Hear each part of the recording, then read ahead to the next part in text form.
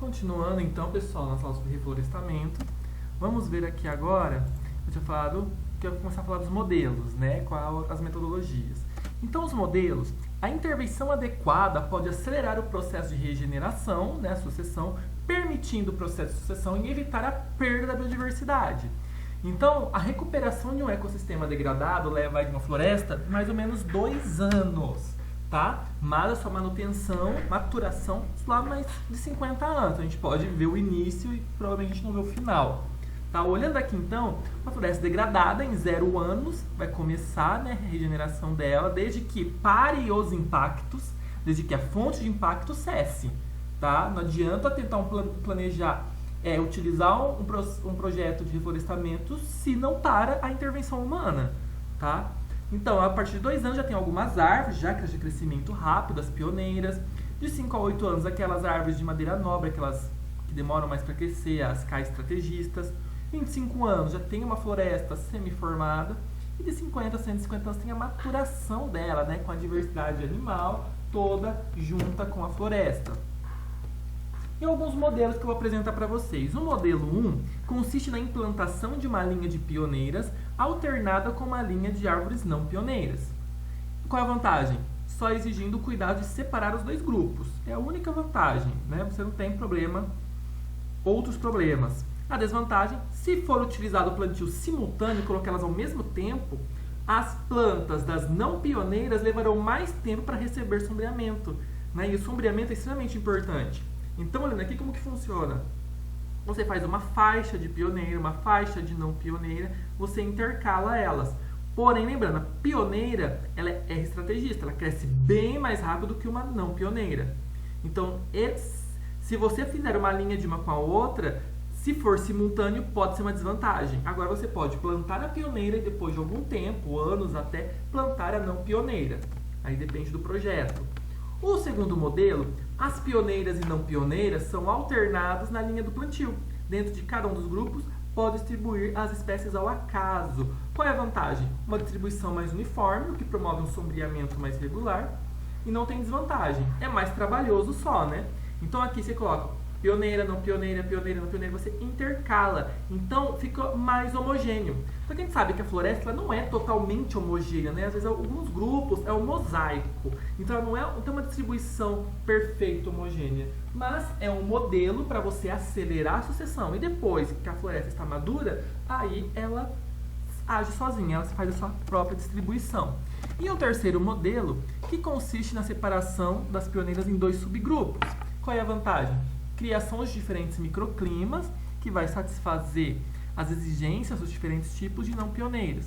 A desvantagem exige conhecimento sobre os 2 grupos e que saiba proceder à separação das espécies dentro de cada um deles. Você vê de acordo, e desse modelo de acordo com a função de cada uma, certo?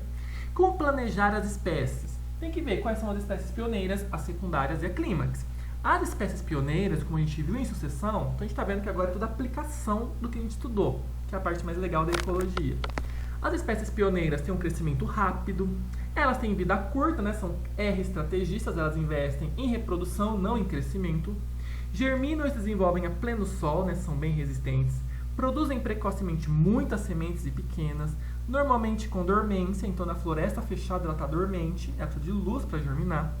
São predominantemente dispersas por animais e na floresta tropical ocorre um pequeno número de espécies com um grande número de indivíduos, ou seja, baixa riqueza e alta abundância. As espécies secundárias representam a maioria das espécies de uma floresta, são as intermediárias. Também denominadas de especialistas de pequenas clareiras, oportunistas, nômades ou intermediárias. Possuem um comportamento intermediário entre pioneiras e as clímax, né? Não resiste um pouco, são mais tolerantes, mas não tanto. E nas florestas tropicais ocorrem um grande número de indivíduos por área, sendo responsáveis pela alta diversidade dessas florestas. Então, o que mais se tem nas florestas são espécies intermediárias, não espécies clímax. Você pode estar no estágio clímax, mas tem poucas espécies clímax. Aqui alguns exemplos do cerrado de espécies secundárias. Tem o jequitibá-rei, peroba rosa, cabreúva vermelha, jequitibá rosa, o cedro, a peroba paulista, o jacarandá paulista, o ipê roxo, copaíba e o jacarandá ferro, certo? As espécies clímax são K-estrategistas, têm um crescimento lento, têm uma vida longa, são árvores de grande porte, germinam e se desenvolvem à sombra. Então, elas precisam que uma semifloresta, um bosque, seja formado para que elas cresçam. Normalmente não têm dormência, produzem sementes grandes, são denominadas também de tolerantes e ocorrem no subbosque ou no dossel. Então, você tem o dossel, que é a copa da árvore, tem o subbosque. Isso aqui forma o bosque. As plantas que estão aqui dentro formam o subbosque. Certo? Olha aqui um exemplo de sucessão florestal. Então, aqui a gente tem uma floresta primária, com várias espécies, né? Babaçu, açaí, louro. Tem o desmatamento. Aqui zerou tudo, tirou tudo. Desde que pare a fonte de desmatamento, a fonte de pressão antrópica, deixar ali quietinho, um estágio sucessional, inicial, você tem em 5 anos, já um subbosque, um estágio intermediário de 5 a 10 anos com umas árvores maiores, e um estágio avançado depois de 50 anos. Então, aí, uma floresta para regenerar são 50 anos. Dá para acelerar, tá? Com a intervenção biológica. Quem é capaz de fazer isso? O biólogo, o engenheiro florestal. Tá? São os dois profissionais que entendem de como a floresta funciona. De acordo com a resolução do Secretaria do Meio Ambiente número 21, de 21 de novembro de 2001, com a finalidade de ser promovido o reflorestamento heterogêneo, se for homogêneo, você tem uma monocultura, a gente quer um heterogêneo, de áreas deverão ser usadas plantas nativas nas seguintes proporções: 30 espécies distintas para 1 hectare, 50 espécies distintas até 20 hectares, 60 espécies até 50 hectares e 80 espécies a mais de 50 hectares. E deverá ser priorizada a utilização de espécies ameaçadas de extinção, respeitando-se as regiões ou formação de ocorrência, certo? Primeira coisa que tem que fazer é o isolamento da área. Por quê? Porque a gente tem que proteger. Proteger contra o quê? A invasão de agricultores e criadores de animais, que a gente sabe que eles querem ir para cima para aumentar o seu plantio, sua criação, tá? Apropriação de área para as suas próprias culturas e criações. Animais criados soltos ou fugitivos, eles podem chegar nos pastos, nos currais e causar o herbivorismo, vai comer as plantas, porque as plantas que estão iniciando são mais molinhas, mais fáceis de mastigar, então vai ter o herbivorismo, o que vai estragar todo o seu projeto, fora o pisoteamento do solo, que vai causar erosão. E entrada de pessoas, carros ou maquinária agrícola. Então, regiões de reflorestamento e vegetação têm que ser protegidas. E é muito importante analisar o solo. A gente estudou o solo, é um assunto complexo, né? Tem institutos só de estudo de solo. Mas é importante, porque vai determinar a fertilidade, a potencialidade desse solo em receber a planta. Por exemplo, vamos pensar em Brumadinho e Mariana. O solo está cheio de metal pesado, um solo compacto. A raiz não vai crescer, a planta não vai crescer, cheia de substâncias de metais tóxicos. Então tem que ser feita a análise do solo. São rápidas, baratas e feitas em qualquer época do ano. E identifica as deficiências nutricionais do solo, o que vai nos dar os métodos de adubação e correção para melhorar isso. E prevenção de problemas de nutrição vegetal, o que vai reduzir também pragas e doenças. Então a gente tem que pensar no solo também, ele é um fator primordial no reflorestamento e revegetação. Quais são os principais métodos de análise do solo? A análise química, né, que vai avaliar a fertilidade, então a disponibilidade de nutrientes, o pH, a quantidade de matéria orgânica. Lembra da capacidade tracatiônica? Quanto maior a capacidade tracatiônica, quer dizer que tem maior matéria orgânica, menos pH e maior disponibilidade de nutrientes. Vamos lembrar da aula lá? Tem análise granulométrica, que a gente usa essas peneiras, então tem esse shake, coloca a sua amostra aqui em cima e aqui tem peneiras com poros que vão diminuindo. E aí ele vai tremendo e vai separando de acordo a seixos, grãos, até areia fina. Isso aqui eu já fiz com sedimento de rio. E outros métodos, densidade, compactação do solo, a infiltração do solo. Então tem vários testes que os agrônomos e alguns geotecnistas são mais especializados em fazer essa análise.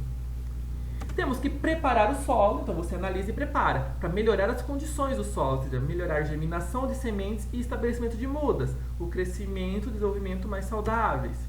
Você pode fazer uma manipulação física, química ou biológica desse solo, e esse procedimento envolve quais etapas? A limpeza do solo, ou seja, a remoção de ervas daninhas, como a grama que cresce rapidamente. A aração, vai fazer um revolvimento do solo, em algumas condições são adequadas. A calagem, correção do pH com calcário. Então, se o pH está extremamente ácido, coloca calcário para trazer esse pH próximo ali dos 6 e 7. Lembrando que tem que ser levemente ácido para disponibilizar nutrientes para as raízes. A adubação, então você tem uma análise da estequiometria ecológica, proporção de nutrientes que você quer colocar no solo e que as plantas necessitam. O sulcamento e coveamento, para colocar o espaçamento aí entre as mudinhas. A escolha das mudas também é um processo extremamente importante. Temos viveiros especializados nisso. E no projeto de reflorestamento tem que pegar mudas de viveiros diferentes para aumentar a diversidade genética. Se você pega mudas de um mesmo viveiro, a chance de que elas sejam todas irmãs é altíssima. Ou seja, casamento consanguíneo, problema, tá? A dificuldade em encontrar viveiros com grande diversidade biológica. Então, você tem uma dificuldade de obter sementes. Por isso, tem que buscar em vários locais diferentes, tá bom? E a produção da muda é sazonal. Lembrando que cada muda germina em determinada época. Então, você pode ter uma indisponibilidade de determinadas espécies no momento do plantio. Então, por isso tem que ter um planejamento. Qual a época do ano para isso? Aqui tem alguns locais com mudas florestais. Em São Paulo, São José dos Campos, Ilha Comprida, Campinas, Ribeirão Preto, Ubatuba, são regiões que têm viveiros específicos para isso. A escolha da muda, quais fatores que vão influenciar a sobrevivência delas depois? Primeiro, a habilidade dos operários durante o plantio, tá? Isso não é função do biólogo, pegar na mão e colocar lá. Tá? No projeto, se contrata operários para isso. As condições meteorológicas após o plantio, vai ser seca, vai ser chuvosa, isso pode levar seu projeto para o zero. As condições desfavoráveis do solo, você tem que fazer uma análise, uma correção. A firmeza do solo ao redor das raízes, então ele é muito compacto, ele é muito solto. A profundidade das covas é suficiente para a planta crescer ou não? Então tem que estudar cada espécie. Então não é um biólogo que faz, é um conjunto de biólogos para isso, né? O ataque de formigas, cupins e fungos, a competição com ervas daninhas, a qualidade das sementes, não adianta só colocar semente, ela tem qualidade para germinar? Ela tem as condições ambientais adequadas? E os danos causados por animais. Então, vários pontos têm que ser levados em consideração para ter a sobrevivência dessas mudas. Tudo bem, pessoal? Então, vocês conseguem ver que não é tão simples assim um reflorestamento, uma revegetação, só chegar lá e colocar. Tem que ter um planejamento adequado. Os profissionais para isso, especialmente biólogo e o engenheiro florestal, tem que pensar nisso. Tá bom? Tem que escolher as mudas com cuidado, tem que ter um controle de tudo isso. Não é só ir lá e colocar sementinha e tchau, como a gente adora fazer em beira de rio, né? Em Semana do Meio Ambiente, com as escolas, em trote, tá? Trote ecológico, não é só isso. Revegetação, reflorestamento de grandes áreas, de áreas degradadas. E nosso foco hoje na biologia, na ecologia é essa, né? Tá difícil a gente proteger um local para evitar problemas. O foco da ecologia hoje é solucionar problemas. Então a gente faz pesquisa de ecologia básica para ver como aplicar ela em recuperação de áreas degradadas. Então o maior foco do biólogo hoje ambiental é ir para a área de degradação, recuperação de áreas degradadas. Então rios, lagos, solo. Só que eles têm que levar em consideração tudo. Lembrando que no ambiente tem que levar em consideração todos os fatores abióticos possíveis. Tudo bem, pessoal? É uma área muito interessante, muito gostosa de trabalhar, dá trabalho, mas assim, você vê uma floresta se formando depois, traz um benefício para você, uma riqueza para você vai dormir e morrer tranquilo depois no final da sua vida, de missão cumprida. Bons estudos e até a próxima aula, não esquece de dar o like no vídeo. Beijão!